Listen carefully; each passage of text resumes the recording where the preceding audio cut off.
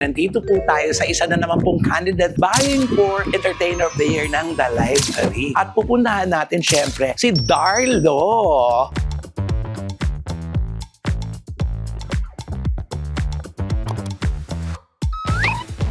Taong nga na sa Singalo. I started 2001 sa Men at Work. Doon din ako nag-start. Second batch yata ako ng chocolate. Pagkapos chocolate, Yes. ako na. Nadatnang ko na. Pero after nun, nagsara na siya.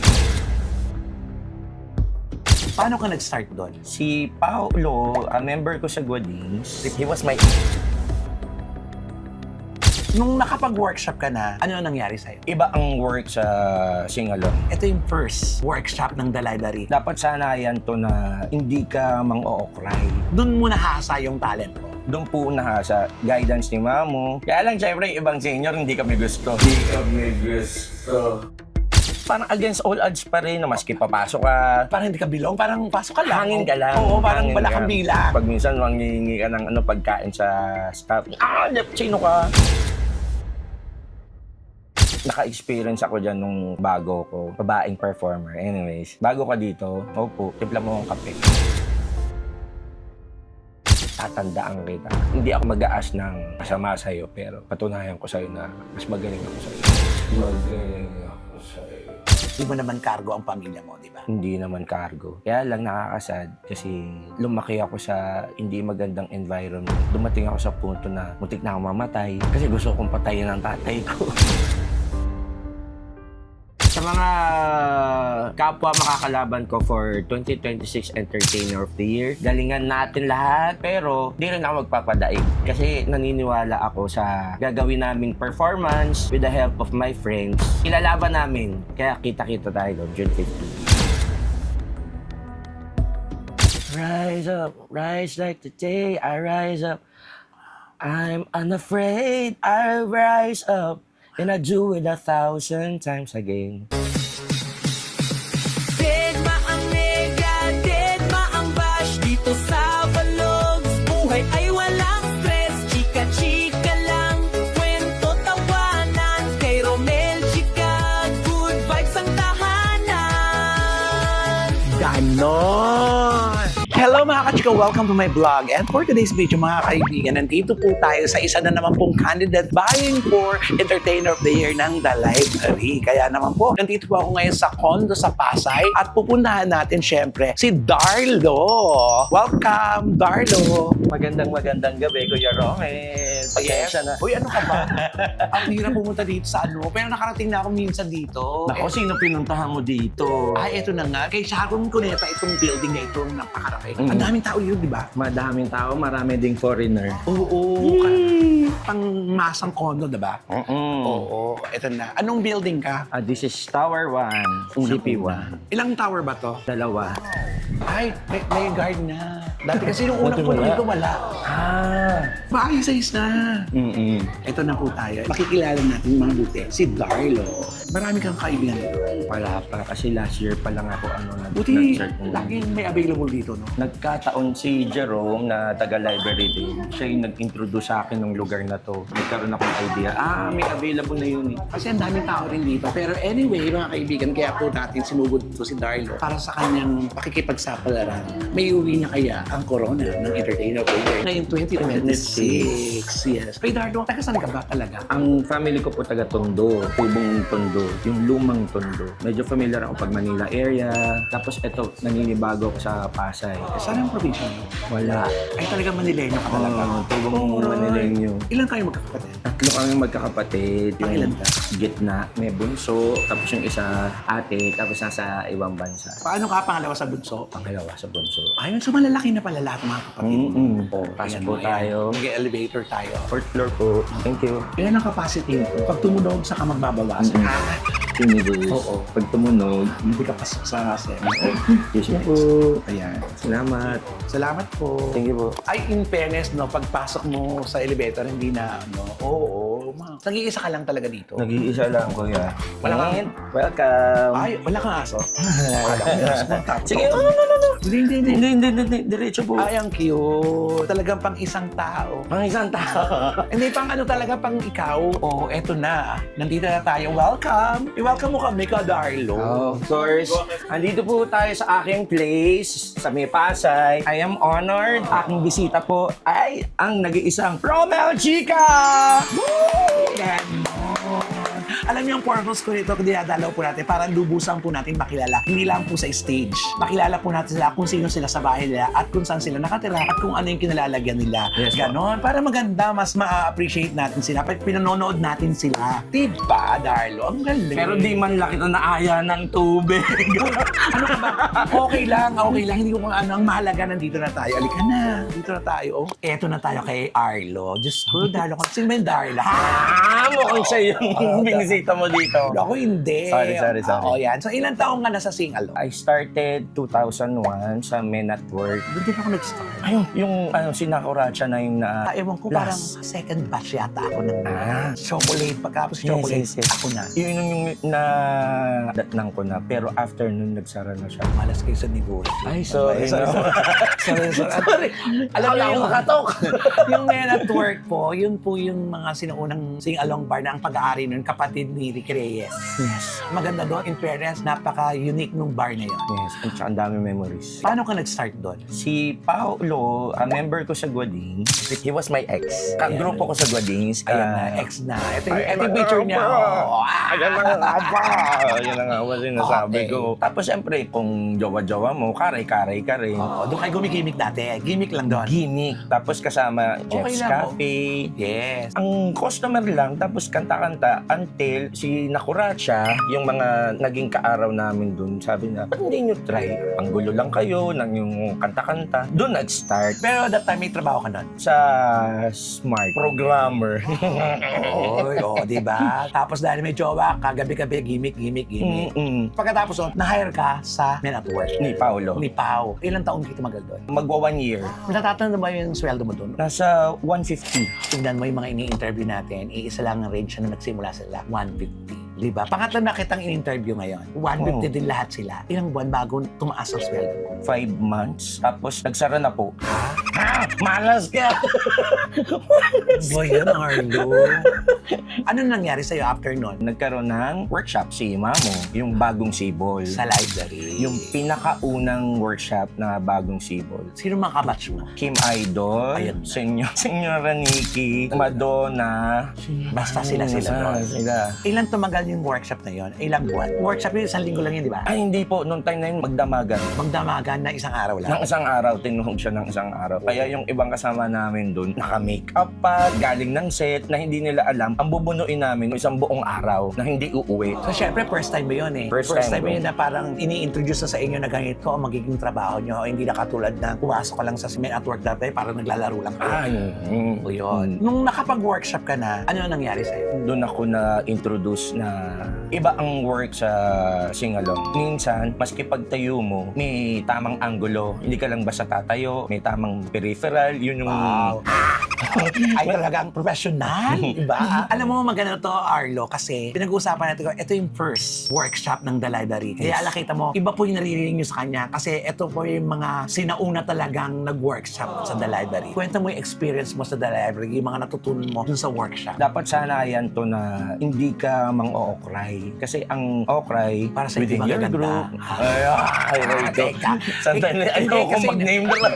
Nakilala naman kasi talaga ang The Library na hindi nang ookray. Hindi nang ookray. More on kaya talent. Showcase ng talent ang The Library. Yes, po. Yun yung bosses, production number, mga Yes, ganyan, di ba yes, kayo? yes. Oo. Doon mo nahasa yung talent mo. Doon po nahasa guidance ni Mamo, tapos nung ibang senior. Kaya lang, syempre, yung ibang senior, hindi kami gusto. Ayan na. Pag mga bubot, syempre parang, sino to? Tawag-tawag sa amin. Amo, ayaw namin yan, mga mukhang callboy. Ala, yan. Ay, dalawa ni Paolo yun. Kami nito, Paolo. Parang against all odds. Nilaban lang talaga ni Mamo na na bigyan nyo ng chance. Kanta lang talaga wala kaming hosting Oo, skills. wala kayong chika. Wala. Super sing to that lang talaga kayo. Sing lang, tapos hindi pa pulido. Kasi nga nagsi-start naman kayo noon. Ilang taon ka sa library noon na parang ka na-establish mo yung sarili mong, Darlo, okay na ako. In na ako dito. Di ba kasi meron tayong eksenang na kahit na pumapasok ka, pero hindi mo na maramdaman na belong ka, di ba? May ganun, di ba? Yung parang pakiramdam ko na medyo okay na. That's 2004, 3 years. Tagal ha. Parang against all odds pa rin na maski papasok ka. Parang hindi ka belong, parang pasok ka lang. Hangin ka lang. Oo, parang Hangin wala ka. kang bilang. Walang bearing, parang ika nga nila. Oo. Pag minsan mangingi ka ng pagkain sa staff, sino ka? Hindi ka papansin. Ay, meron ka talagang natandaan mo talaga lahat yung mga ganun. Natandaan ko, pero hindi ko po dinamdam. Hindi ko rin nga nasama. Pero yun yung nagpa-strong sa'yo, di ba? Na parang sinasabi mo sa isip mo, okay lang yan kasi baguhan lang naman ako. Hindi nyo pa kasi ako kilala. Di ba ganun naman tayo, di ba? Kaya nagkataon din yung mga tao na umaayaw talaga sa akin, tsaka vocal na ayaw sa Sinasabi akin. sa'yo talaga. Tsaka pinaparamdam. Naka-experience ako dyan nung bago ko, babaeng performer. Anyways, bago ka dito, opo, timpla mo akong kape. Teka naman, hindi ba nila alam na nagtatrabaho ka at ikaw yung nagtatrabaho sa meron kang lehitimong trabaho? Umalis ka na ba nun? Umalis na po ako sa Ay, talagang gusto mo talagang karirin ng series. Umalis na po ako sa daytime job. Tapos gusto ko talaga kasi na maski maliit yung sweldo, Masaya ka. ilalaban ko to. Talaga? Gusto ko siya eh. Iba kasi yung trabaho gusto mo kahit na maliit ang sweldo pero masaya ka. Mm-mm. Iba yun eh. Nung inutusan ka nung isang babae na sinasabi mo, anong pakiramdam mo? Nakakapanliit. Kaya siguro yung naging motivation ko rin na kapag dumating ako sa punto na may binilang na rin ako na taon, hindi ko siya gagawin sa sa ibang mga bago kasi ang sakit talaga sa damdamin. Oy, naiyak ka naman, bes. Ang mga ganyan, bakit? Nga. Naramdaman mo, Mm. pag alam mo sa sarili mo yung nakatapos ka ng pag-aaral, di ba? Lumihis ka lang kasi gusto mo sana itindong ka masaya tapos nakaranas ka ng gano'n, di ba? Nakikita mo pa siya hanggang ngayon. Nakakatrabaho ko siya. Tapos, dumating kami sa punto na yung una-unang niyang taon na sinabi sa akin, tatandaan kita. Hindi ako mag-aas ng masama sa'yo, pero patunayan ko sa'yo na mas magaling ako sa'yo. Ang galing. Tinramdaman ko naman iyak mo, friend. Para bang, ikwento mo marahil yan, pero parang malalaman lahat ngayon ng kasamahan natin. Nung ginawa niya sa'yo yun, pinagtimpla mo siya ng kape. Napagtimpla po siya. Diretso pong trabaho. Nung magkasama kayo ngayon, ano ngayon ang turing sa'yo? Gumanda po pakitungo niya sa akin kasi parang sa business kasi nito pag hanggat wala ka napapatunayan, hindi ka talaga Hindi ka kikilalanin, hindi ka bilog. Masakit. Sobrang, yun lang ang pinakamasakit na naranasan mo. Hanggang ngayon sa puso mo, nakatanim yan. Doon sa The Library na very vocal na pinapatanggal kami. Grabe. Ang nakakatawa lang sa twist ng events na yun, yung ibang mga umaayaw sa amin, naging kaklose ko.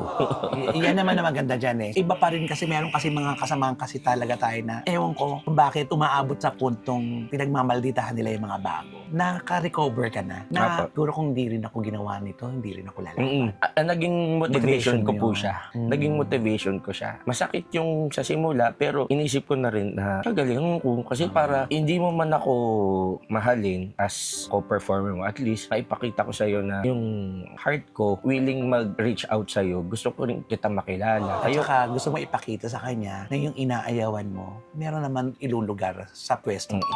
Yun ang gusto natin kasi lahat tayong mga performer, bigyan nyo ko ng chance. Hindi lang kayo. May kanya-kanya tayong spot eh. Ako yung kwento ko, never ako napagmalupitan ng mga kasama ko. Meron nagmaldita pero hindi ko tinake sa akin yung kumbaga, sige lang. Okay lang.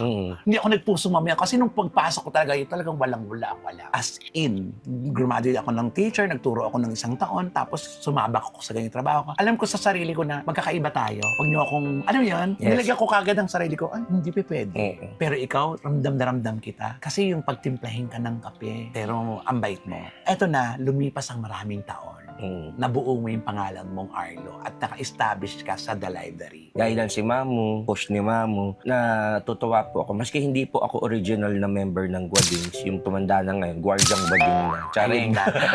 Agay! Pinalad po yung generation nung Guadings na nandun na ako. Nakapirma na po sa Viva, nagkaroon ng album, nagkaroon ng TV shows, kasama sina Nadine Gustre, sina Sorry. Makisig Morales, sina Abby. Yung po talaga talaga yung siguro naging motivation ko from pagtimpla mo ko ng kape. Sabi ko, hindi ko alam na magkakaroon ng ganun, magkaka-album pala. May makakahalubilo na matataas na uri ng tao. Para sa'yo yan. Oo, politika, music industry. Napaka-simple lang po ng gusto ko sa buhay, makapag-perform lang. Hindi para makapagpa-impress ng kung sino. Gusto ko lang talaga kumanta. Nakita mo. Pero ayan, binigay naman sa'yo eh. Super kantaritas ka, di ba? Super Tapos aside sa library, dumami na yung set mo.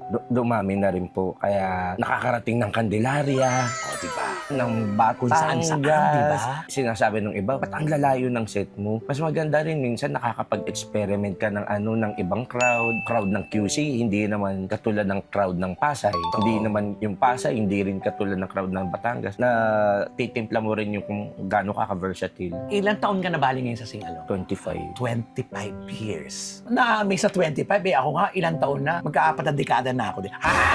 Diyos ko. Yun lang ang pinagdaanan mo na hindi mo makakalimutan. Sa pamilya naman, mukhang okay ka naman sa pamilya niyo. Okay naman po sa family. O, Kaya- kasi mukhang may kanya-kanya naman kayong buhay at saka mukhang nagtutulong-tulungan naman kayo mga kapatid. Hindi mo naman cargo ang pamilya mo, di ba? Hindi naman cargo. Kaya lang nakakasad kasi lumaki ako sa hindi magandang environment. Dumating ako sa punto na muntik na ako mamatay. Ha? Bakit? Kasi gusto kong patayin ang tatay ko. Tatay, bakit? Tatay. Anong nangyari? Nung nagkataon kasi na yun, ako nagsumbong sa mother ko na nakita ko sila sa yung kabechi na magkasama. Siyempre, nagulat sila na bakit sa akin ang galing tsaka sinabi ko. Uundayan ako ng ganito kalaking butcher's knife. Parang pabolo. Parang pabolo na ata. Ilang taong ka niyan? High school. Doon ko naman talaga natas yung nanay ko na maski anong mangyari talaga, Haharangan niya talaga. haharang talaga siya. Tapos hanggang napokpok niya yung tatay ko ng payo. Ayun, dumugo. Ayun, natigilan siya. Hindi na lagi maayos. Hindi maayos talaga eh. Sa tatay mo lang. Hindi nawala yung pagmamahal. Maski rin yung nanay ko eh. Maski ganun nangyari. Nasabi niya talaga, huwag ka mawawala ng respeto tsaka pagmamahal sa tatay mo. Kasi yung sa amin, nangyari sa amin. Magkakasama pa rin ng nanay at tatay mo. O hiwalay. Wala na po si Papa. Napatawad mo bago siya nawala. Napatawad ko po siya. Nung time na nagkaroon siya ng health problems po, nung naiihi siya. Ikaw na? Akong nag-asikaso sa kanya. Nung mga uling days na talagang parang bedridden na siya, sinabi ko, maski anong ginawa mong masama rin talaga sa akin. Kaya yung parang gumaganon din yung sa work, maski anong ginawa niyo masama sa akin, makikisama ko pa rin kayo ng tama. Yung mga negatibong naranasan mo, yung mga pangit, pait ng buhay, ginawa mong matamis ngayon, yun ang pinakamaganda aral ng buhay sa'yo. Nasabi mo naman sa lahat, sa papa mo yung naramdaman mo, hindi ko muna nasabi, yung mga hinanakit mo sa kanya. Pinaramdam ko na sa kanya, na mahal Yung ko siya. inasikaso mo siya. Tsaka sinabi ko sa kanya, mahal kita pa. Kung makakausap mo ang papa mo, anong gusto mo sabihin sa kanya? Di man tayo naging perfecto na family. Daming nangyaring masama, ups and downs. Mahal na mahal kita pa. Sa mama mo, anong gusto mo sabihin? Mama, lahat ng sakripisyo kasi ginawa niya sa amin. Dumating siya sa point na kakatulong siya before. Kaya sa mga nagkakatulong, mataas ang respeto. Kaya naramdaman ko na ngayon, nung pinagtimpla ka ng kape, parang naisip mo tuloy na, ano to?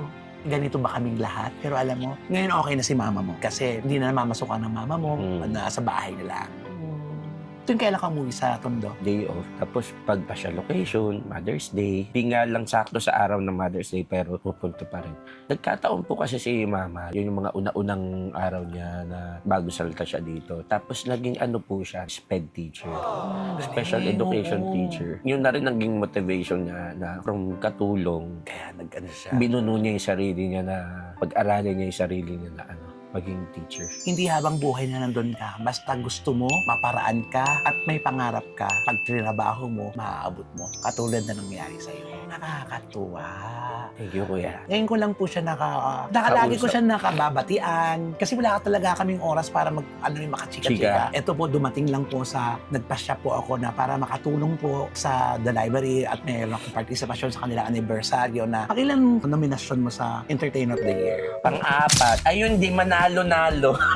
Nakakaapat ka Hindi. na. Pero hindi ka pa rin nanalo. Hindi. Anong pakiramdam mo? Ngayon, katulad na naman ngayon, eto na naman, nominated ka na naman. Anong pakiramdam mo? Masaya, nakaka-excite na parang isipin natin, kuya, di ba? Sa dinami-dami ng pool of talents on the library, Yes. pwede namang iba yung representative. Nakakatuwa dun. Napili pa rin na maging Still. nominado. Consecutive na 4 na taon, Oo, dire-diretso. bago po nominate. magsara yung sa pangalawang Pangalawa.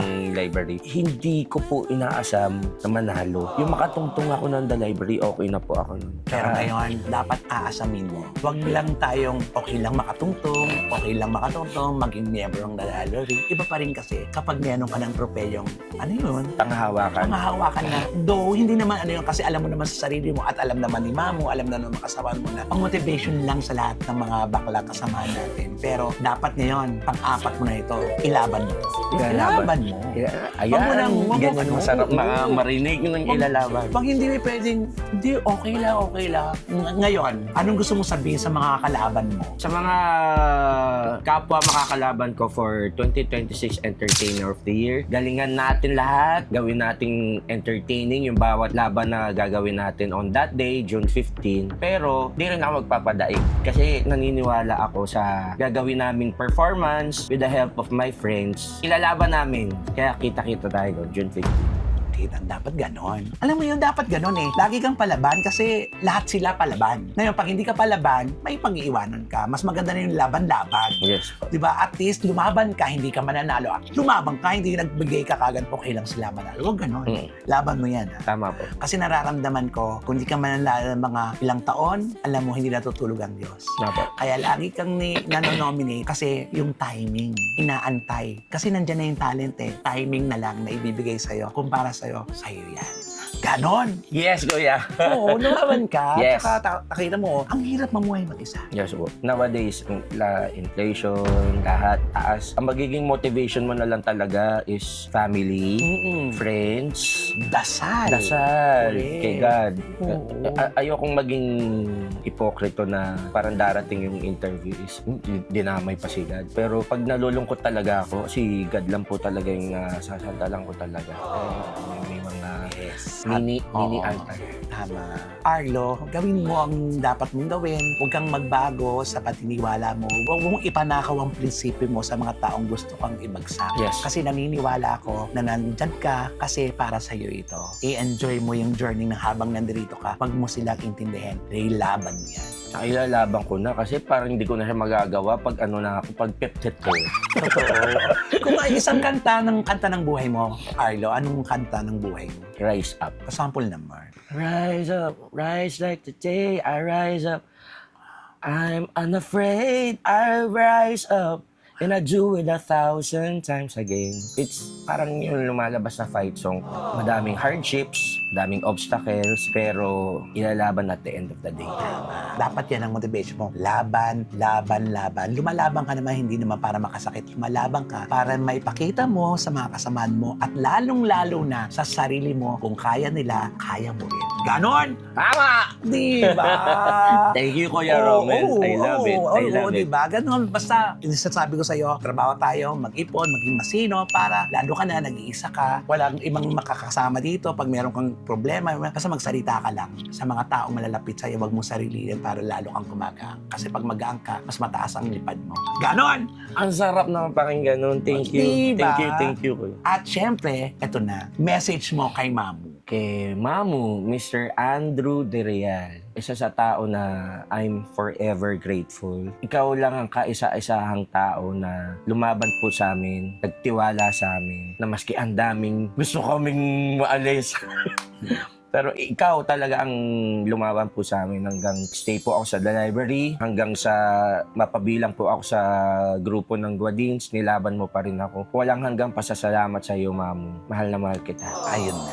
So with that, mga kachika, thank you very much, Arlo. Friends Kuya tayo. Romel, Oo. Kuya Romel, maraming salamat. Ay, naku. Medyo na-enlighten din ako sa sinabi mo. Ay, nako, salamat. Imbitahan mo na sila. Mga friends mo, kasi siyempre, alam mo naman ang contest na ito, di ba? Sa darating po na June 15, sa The Library Las Piñas, magkakaroon po ng competition ang lahat po ng nominado sa Entertainer of the Year for the year 2026. From Mondays to Sundays at iba pang wildcard. Asahan nyo po magiging maganda ang presentation namin. Pero, syempre, Kasi na-expect ko po ang inyong suporta. On Monday po yan sa The Library sa Las Piñas. See you guys! Ganon, magkita-kita po tayo dyan. So with that mga kachika sa aking vlog, Dead Mang Nega, Dead Mang Bash. Dahil ang buhay ay chika-chika lang.